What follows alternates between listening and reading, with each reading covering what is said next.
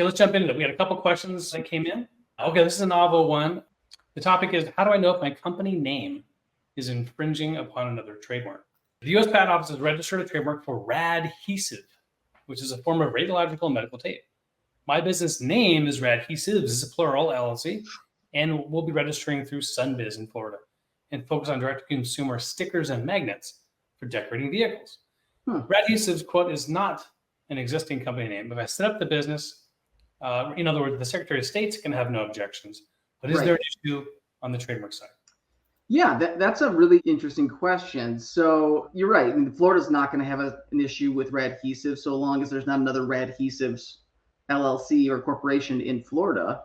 Right. But from a trademark perspective, you're likely going to be, well, you know what? This might be the first one that kind of stumps me a little bit. I might say you might do some more research on this one.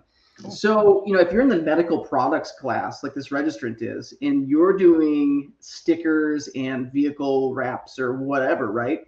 Yeah. Those two are not, in the same international class of goods and services, but they might be related, right? They're both using adhesive, and the name is really unique. Radhesives is a coined term, right? So if you have a coined trademark, something that's really arbitrary or random or made up, you don't have to be as similar to a prior filed registrant in order to find a likelihood of confusion. So I'd say talk to an attorney about that one. But because the name is so unique, they're definitely going to see you when you do go to market, in which case they might have a problem with it. So I think my opinion would be to, think of a different name potentially.